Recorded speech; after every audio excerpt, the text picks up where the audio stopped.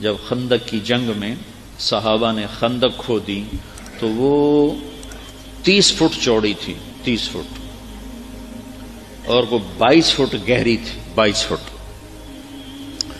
تو 10,000 کا لشکر تھا، کوئی اس کھائی کو پار کرنے کی ہمت نہیں کر سکا. تو عمر بن عبد ود، یہ بڑا شاہ سوار تھا اور 100 جنگیں لڑ چکا تھا، اس نے پھر اپنے گھوڑے کو اٹھایا اور دوڑاتا ہوا آ کر اس نے یوں جو اس کی لگام کو کھینچا ہے تو اس کے گھوڑے نے چھلانگ لگائی تو 30 فٹ کی کھائی کو پار کر کے صحابہ کے لشکر میں جا کھڑا ہوا. کہنے لگا حل میں مبارز ہے، کسی کو مرنے کا شوق تو آ جاؤ. تو سارے دم بخود ہو کے چپ کر گئے سب. تو حضرت علی کی عمر تھی 21 سال. وہ کھڑے ہو گئے، یا رسول اللہ میں جاتا ہوں. اب کہ بیٹھو، یہ عمر ہے، عمر. اس نے پھر کہا ہے کسی کو جنت میں جانے کا شوق جس جنت کے دعوے کرتے ہو؟ تو کوئی نہیں کھڑا ہوا. حضرت علی کھڑے ہو، یا رسول اللہ میں جاتا ہوں. ہم نے کہا بیٹھو، یہ عمر ہے، عمر. پھر تیسری دفعہ اس نے کہا کدھر گئے تمہارے جنت کے شوق؟ تو پھر حضرت علی کھڑے ہو، کہا یا رسول اللہ مجھے بھیجیں. کہا یہ عمر ہے. کہا عمر ہے تو کیا ہے، مجھے بھیجیں تو صحیح. تو اچھا کہا جاؤ. پھر ان کے لیے دعا کی. تو یہ بچے سے وہ 100 جنگیں لڑا ہوا. تو حضرت علی شعر پڑھا کرتے تھے، انا الذی سمتنی امی حیدرا کلیس غابات کریہ المنظرا وفیہم بالصاع کیل السندرا.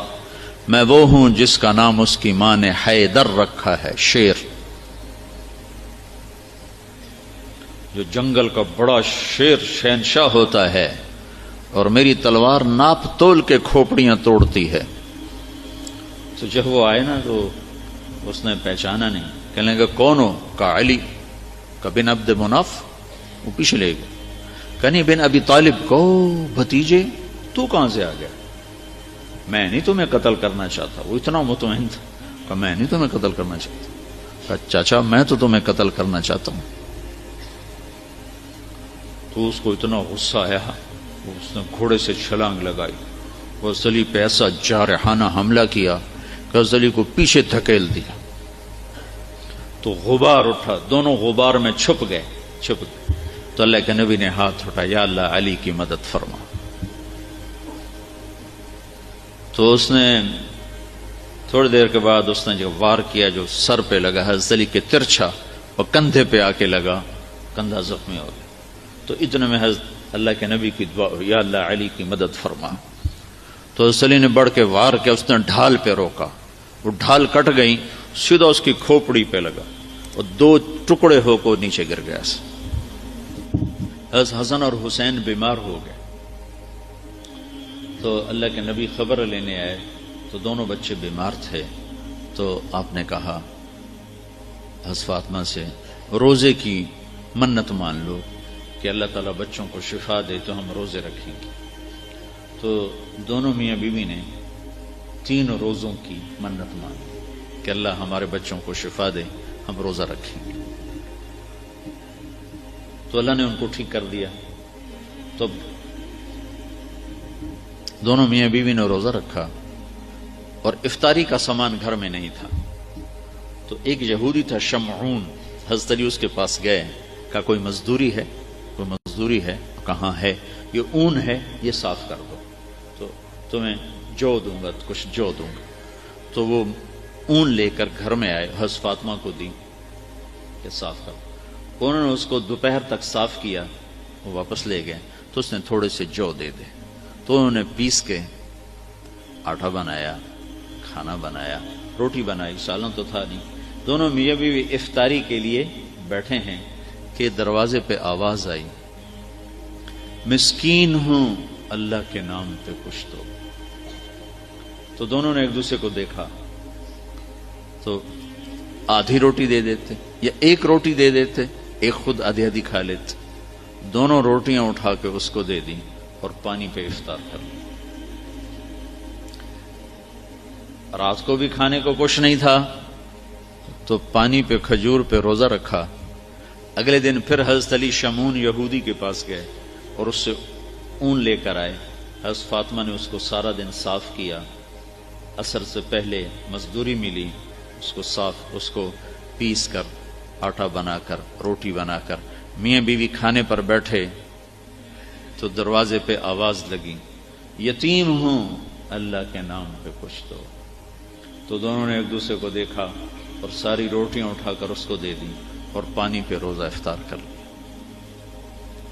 تیسرا دن آیا، پھر وہ مزدوری کر کے روٹی تیار کی اور افطاری پر بیٹھے تو دروازے پر آواز لگی۔ بدر کے قیدی اس دن آزاد ہوئے، بدر کے قیدی اس دن آزاد کیے گئے۔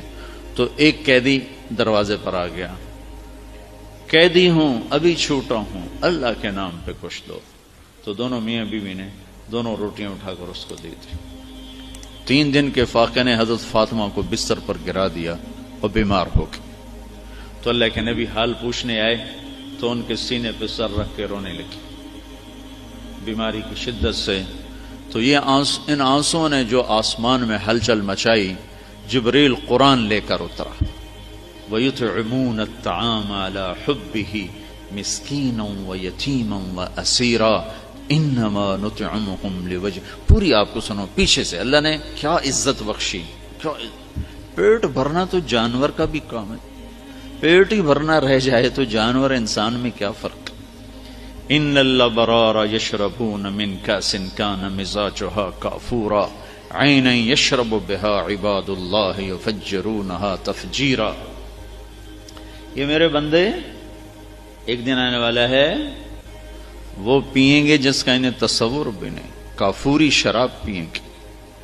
پھر اب ان کی تعریف، یوفون بالنذر، اپنی نظر کو پورا کرتے، وہ منت کا لفظ، اپنی نظر منت کو پورا کرتے ہیں۔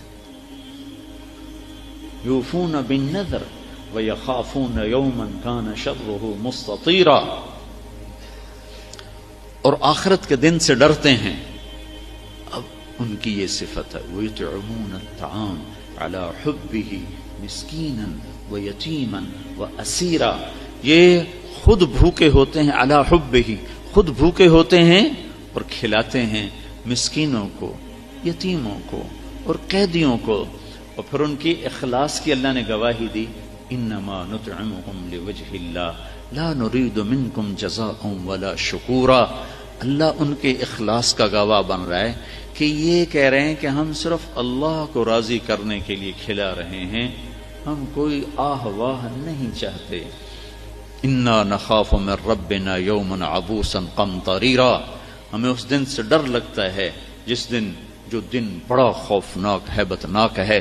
پھر اللہ نے آگے بشارت دی، فوقاهم اللہ شر ذلك اليوم ولقاهم نضرة وسرورا وجزاهم بما صبروا جنة وحريرا متكئين فيها على الأرائك لا يرون فيها شمسا ولا زمهريرا ودانية عليهم ظلالها وذللت قطوفها تذليلا۔ آگے تک یہ قرآن اترا کہ اللہ تعالیٰ کہ جبریل آگے پیغام لے کر کہ علی و فاطمہ کا یہ عمل ایسا پسند آیا ہے کہ عرشوں پر بھی دھوم مچ گئی ہے، اور یہ سورہ دہر کی آیات کو اتارا گیا کہ میرا رب ان کے اس عمل پر ایسا خوش ہوا ہے کہ خود کھانا خود جمع کرنا کون سی بڑی بات ہے۔